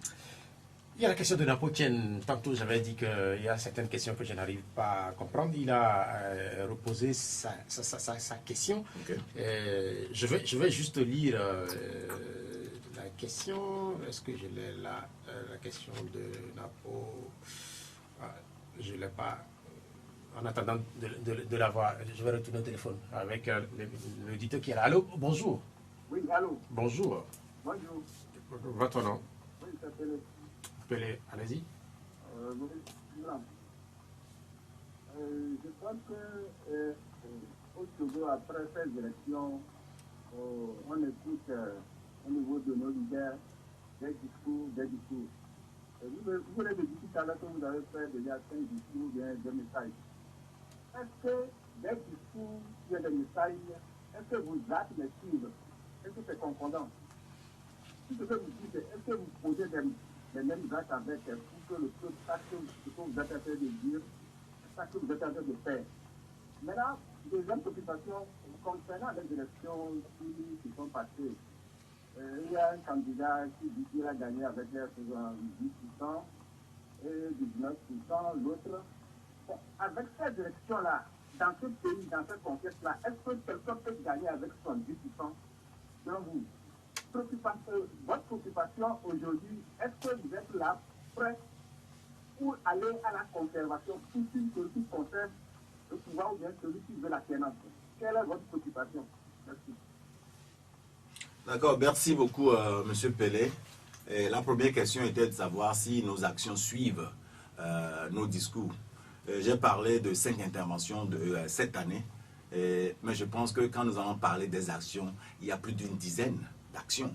Donc j'agis plus que je ne parle. Et donc quand je parle peut-être de certaines interventions, je ne fais que le rapport de ce que j'ai fait pour expliquer peut-être la motivation derrière nos interventions. Donc j'agis plus que je ne parle. Donc là, je rassure M. Pelé qu'au niveau de la nouvelle vision, on dit ce qu'on fait et on fait ce qu'on dit. Et si nous nous engageons et nous prenons soin de savoir ce que nous pourrons faire, et c'est en ça que nous nous engageons. Donc qu'il soit rassuré que nos actions suivent ce que nous disons. Maintenant, la deuxième question était de savoir si dans ce pays, quelqu'un pourra gagner avec 70%. Nous avons tous le courage quand même de dire que nous sommes des légalistes. Mais si quelqu'un peut gagner avec 70% ou pas, c'est par rapport aux résultats proclamés par les institutions d'État que nous pourrons dire oui ou non. Aujourd'hui, ce qui est évident, c'est que quelqu'un gagne avec 70%. Maintenant, si quelqu'un veut continuer peut-être à discuter ces résultats, peut-être oui, mais ce que moi je pourrais dire à mon niveau, c'est que au moment où nous sommes en train de discuter ou bien en train de critiquer ces résultats, il y a les jeunes qui meurent de faim. Il y a des gens qui sont là, qui n'arrivent pas à manger. Il y a des gens qui sont là et qui n'arrivent pas à se soigner. Donc au lieu de prendre tout ce temps à discuter, à critiquer, comme on l'a toujours fait après chaque élection, pourquoi ne pas avoir une stratégie d'implication, d'imposition sur la gestion des affaires de l'État pour changer le quotidien des Togolais? Si aujourd'hui, après les résultats, ce qui est plus important, nous arrivions à savoir comment nous pourrons créer un plan post-Covid de 2 ans qui permettra à créer des emplois, à donner de la respiration aux PME et aux PMI, à changer le quotidien des Togolais, des employés, des employeurs, à créer beaucoup d'opportunités. Si notre énergie était orientée vers là, ne pensez-vous pas que ce serait mieux? Parce que moi, depuis que j'ai commencé à analyser la politique togolaise, ce qui est redondant, c'est que à chaque élection, il y a critique jusqu'à la nouvelle élection.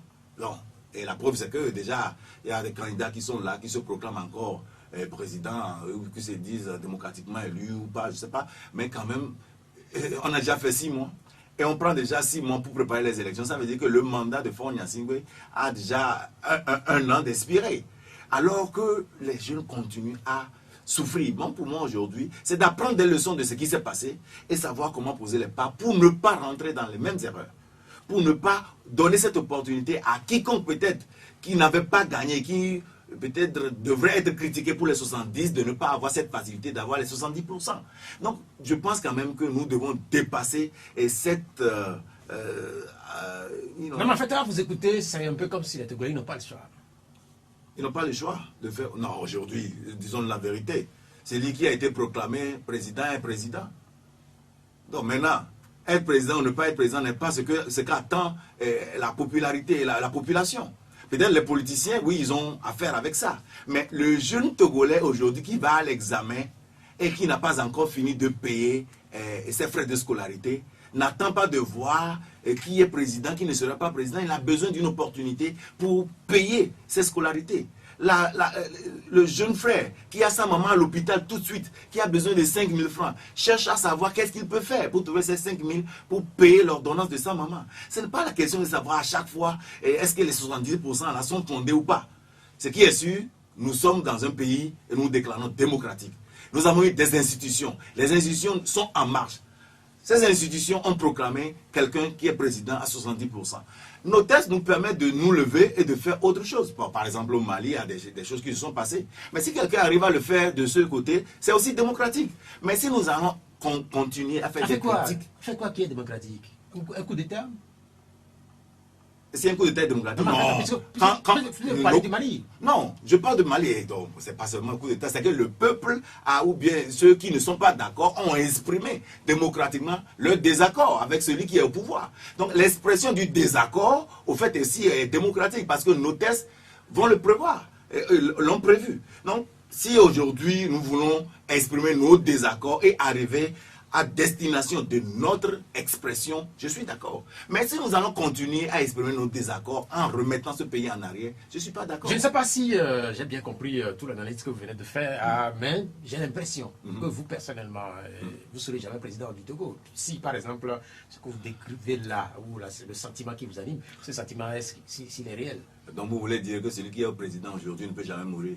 Il ne peut jamais finir. Non, mais en fait, là, il ne peut jamais dire qu'il en a fait assez. Donc il ne peut jamais se dire qu'aujourd'hui, le peuple ne veut plus de moi, bien sûr, fatigué de le faire, ou bien je trouve d'autres personnes qui peuvent le faire.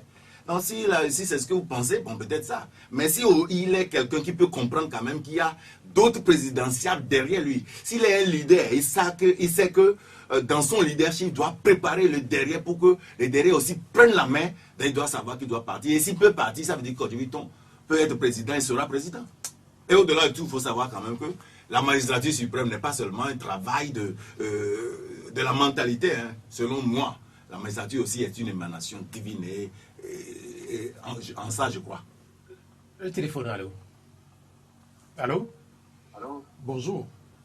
Le plateau. Oui, votre nom? Monsieur Léonard. Oui, Léonard, allez-y. Oui. Bon, ma question, je vais un peu s'orienter un peu la question au niveau de la rentrée. Oui, il me semble que bientôt il y aura la rentrée. Et jusqu'à là, ce que nous constatons, il n'y a pas de motivation, il n'y a pas de fait, on ne voit rien comme du tout sur le terrain. Mais seulement que nous avons constaté que ce sont les enfants des amateurs qui se sont participés, qui étaient à l'école. Mais on a vu tout ce qui s'était passé. Et maintenant, ça serait dans l'ensemble qui vont y aller. Maintenant, comment faire? Maintenant, pour préserver la distanciation qu'on voulait que nous respections, comment ils voulaient qu'on fasse ça?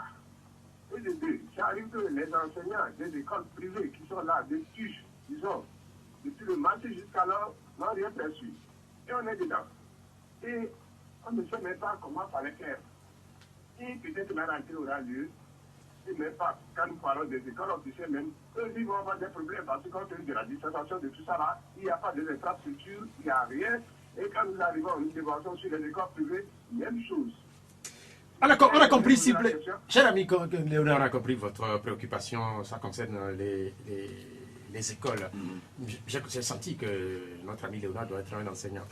Oui, bon, je sais, j'ai beaucoup aussi aimé sa question. Et vous allez voir, même quand la crise Covid était en pleine ébullition, j'avais fait une proposition dans le domaine de l'éducation. Parce que il a bien raison d'être concerné par rapport aux dispositions à prendre avant la rentrée. Parce que nous n'allons pas continuer à être des amateurs de nos institutions, à prendre des décisions sans calculer et sans prendre les réalités en considération. Il y a des salles de classe aujourd'hui, publiques, qui ont plus de 60 élèves, où il y a dans des bancs où les gens sont condensés. Maintenant, qu'est-ce qu'il faudra faire? Mais pour moi, je disais toujours, oui, la réalité est là. La réalité, c'est que peut-être que, voilà les salles de classe qui manquent. Mais qu'est-ce qu'on peut faire à partir de maintenant? C'est d'arriver à trouver des solutions. On ne va pas attendre jusqu'à la rentrée pour commencer à faire des choses. S'il doit y avoir des tentes à créer d'une manière supplémentaire dans des salles, dans des écoles, il faudrait que ces dispositions soient prises à partir de maintenant. Si on doit commencer à faire les classes sur des mesures A, B, c'est-à-dire un groupe va aller lundi, l'autre groupe va aller mardi, et qu'il y aura au moins moitié-moitié, il faudrait que les dispositions soient prises pour former d'autres enseignants, pour aider les enfants. Il y a tellement de choses à faire. C'est que ce n'est pas parce que nous n'avons pas les moyens qu'il y a problème. C'est parce que nous n'utilisons pas le minimum que nous avons pour tirer le meilleur de ce que nous avons. Parce que c'est important.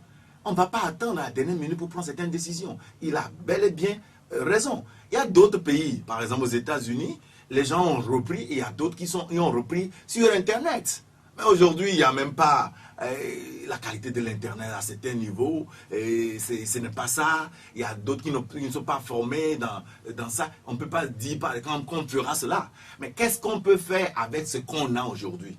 On a besoin maintenant de faire des concertations avec des experts du domaine pour, en voyant les réalités sur le terrain, commencer à anticiper. Il y a des fois, on pense que certains de nos dirigeants n'anticipent pas, ils prennent des décisions et après ils se demandent comment on va faire pour réaliser ce qu'on a dit. Ça, c'est l'amateurisme. On ne doit pas continuer à le faire alors que l'éducation est un pilier. Quand on prend l'éducation, quand l'éducation est bafouée pour un pays, c'est l'avenir qui est bafoué. Donc je pense que c'est important. Et si ceux-là sont à l'écoute aujourd'hui, mais nous sommes là, nous avons des propositions pour ce domaine, pour savoir les contraintes qui sont là, qu'est-ce qu'on peut faire pour tirer le meilleur. Parce que l'optimisation de nos ressources, c'est ce qui est plus important. On ne va pas mettre tout sur le dos de l'État, mais on peut être créatif par rapport à la situation que nous avons devant nous. Moi, j'ai la question de ce côté. Je n'ai pas très bien compris sa question, mais je vais vous la poser. Okay. Et comment il a été régalé aux élections? Il a pu régler le problème. En fait, c'est ça la question, puisque je l'ai devant moi. J'ai juste lu ce qu'il a envoyé. Ok, non, lui voulait. Bon, je crois que le monsieur voulait savoir si c'était de ma faute ou pas. Mais si c'est cela, je lui dis à plein droit que Kodjovi Obenton a rempli toutes les conditions. Et il a été recalé d'une manière illégale par la loi légale. S'il a compris, c'est ça. C'est-à-dire que c'est la Cour constitutionnelle qui a invalidé injustement ma candidature au moment où j'ai tout ce qu'il faut, tout ce que je demande pour être officiellement candidat. Donc, c'est un abus que Kodjovi n'a pas été candidat. Mais, comme je l'ai dit, je ne vais pas m'atteler à ça. Je continue mon travail parce que la finalité, c'est autre que seulement devenir président. Je continue ce combat jusqu'à ce que j'arrive à destination. Il y a cette question que tout le monde se pose à la vue des images qui ont circulé cette semaine. Le président Alassane Ouattara chez le président Emmanuel Macron en France. On a l'impression que finalement, pour être président en Afrique, il faudrait toujours passer par Paris. Est-ce que c'est juste une impression pour certains Africains ou c'est la réalité?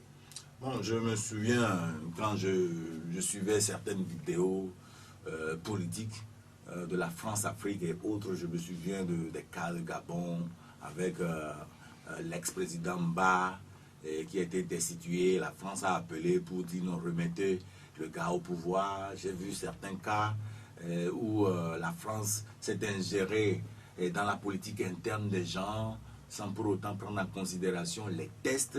Il y a le cas de la Côte d'Ivoire, je vois par exemple le cas où l'Amérique a intervenu. Donc je me dis quand même que nous ne pourrons pas dire que ces pays n'interviennent pas, n'influencent pas nos politiques.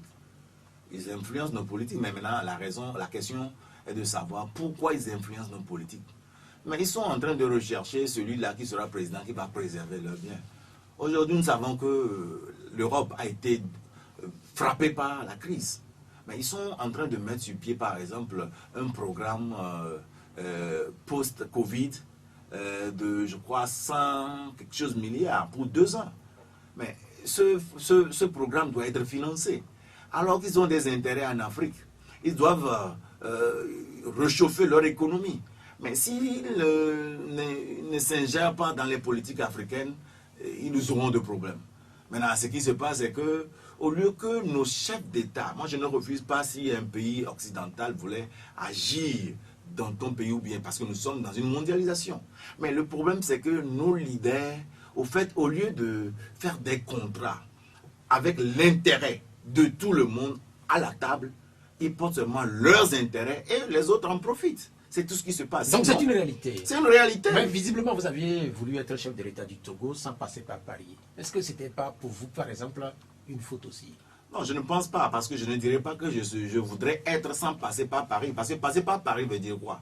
Passer par Paris, c'est que vous acceptez aussi de dealer avec les investisseurs français. Il y a des accords qui sont là avant mon arrivée. Est-ce que vous avez écouté cette semaine toutes les réactions des leaders politiques candidats à l'élection présidentielle en Côte d'Ivoire? Que ce soit Henri Konan Bédié, que ce soit Guillaume Soro? J'ai écouté. Vous savez qu'eux tous sollicitent l'intervention de Paris. Oui, bon, justement, des fois il faut comprendre. J'ai toujours dit qu'il y a la force des multinationales qui agit dans nos pays, mais que nous, ceux qui sont les aspirants leaders, ne prennent pas souvent en considération.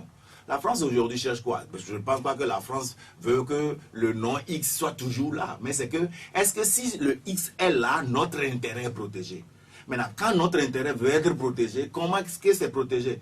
Je ne vois pas, j'ai toujours donné l'exemple du groupe Bolloré. Quand les gens disent par exemple, il y a Bolloré qui est là, qui fait ceci, mais je vois Bolloré dans d'autres pays, même aux États-Unis.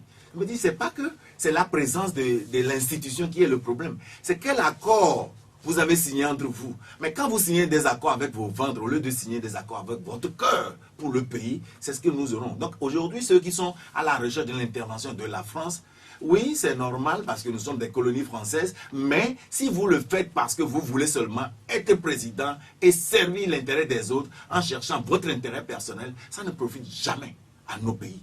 Sinon, on pourra avoir l'intervention de la France dans nos pays, mais continuer à faire évoluer notre pays. Mais si vous le faites comme ça, vous serez président, mais vous serez téléguidé. Donc il faudrait que nous faisions aussi attention à comment nous nous présentons aux autres. Et nous ne nous présentons pas avec main vide. Mais si nous ne pesons pas et que nous allons là-bas pour faire des négociations, nous serons des téléguidés. Donc je crois que c'est important de savoir que nous sommes dans une mondialisation. On peut dealer avec la France, avec la Chine, avec les États-Unis, avec d'autres pays, mais le contenu de deal doit porter pour intérêt le bien de notre pays. La prochaine élection présidentielle au Togo, c'est dans 5 ans. Vous serez une nouvelle fois? Moi, je m'apprête déjà pour la prochaine élection. Pour moi, c'est d'aujourd'hui à 5 ans. C'est-à-dire que ça peut arriver à n'importe quel moment. Donc, je m'apprête déjà en continuant par me battre pour ce qu'il faut afin d'arriver à là où je dois être. Sans doute que pour cette élection, vous avez dû commettre un certain nombre d'erreurs qui vous ont été fatales, même si vous dénoncez l'attitude de la Cour constitutionnelle. Quelles sont dès à présent les dispositions que vous prenez pour ne plus commettre les mêmes erreurs? Bon, si vous dites erreur, je ne vois pas là où vous voulez en venir parce que nous n'avons pas fait d'erreur. Nous n'avons pas fait d'erreur. Les tests sont là, nous nous sommes apprêtés. Nous avons été seulement abusés, c'est tout. On n'a pas fait d'erreur. Mais ce que j'ai appris comme leçon aujourd'hui, peut-être de ça, si c'est de ça que vous voulez parler, c'est que peut-être nous n'avons pas été très bien compris. C'est-à-dire ceux qui ont le pouvoir aujourd'hui, j'avais dit il y a quelques minutes qu'ils sont fatigués.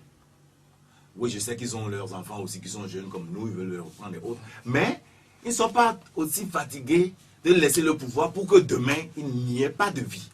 Mais nous devons démontrer que nous sommes à la recherche d'une alternance démocratique, pacifique et productive. Et c'est cette alternance que nous avons annoncée et nous recherchions. Mais peut-être au moment où nous étions candidats, au moment où ils ont découvert, et peut-être ils ont pensé quand même qu'ils ont devant eux ceux qui sont venus les tirer dans les gorges. Alors que nous sommes venus pour leur donner, comment dire, plus de vie. Nous sommes venus pour leur dire, papa, vous avez tant fait, allez à la retraite, réjouissez-vous, vos enfants sont là, on peut faire. On peut aussi puiser de vos expériences pour faire mieux au lieu de faire tout ce que ils ont eu à faire. Mais merci beaucoup d'être venu, docteur Aubin Kojo-Vitton. Je rappelle que vous êtes le responsable de Nouvelle Vision. L'émission, elle s'achève, elle sera rediffusée tout à l'heure à partir de 19h. Merci à Venceslas Boga, coup d'œil pour la mise en onde technique. Moi, je suis Pierrot Athiobé. Au revoir. La Gazette du Togo, une vision sur l'actualité togolaise et sur le monde. Rejoignez-nous sur le www.lagazettedutogo.com ou sur nos comptes Facebook, Twitter et YouTube. Pour tout contact, écrivez à contact@lagazettedutogo.com ou appelez le 92 80 88 53. La Gazette du Togo, c'est l'information en continu.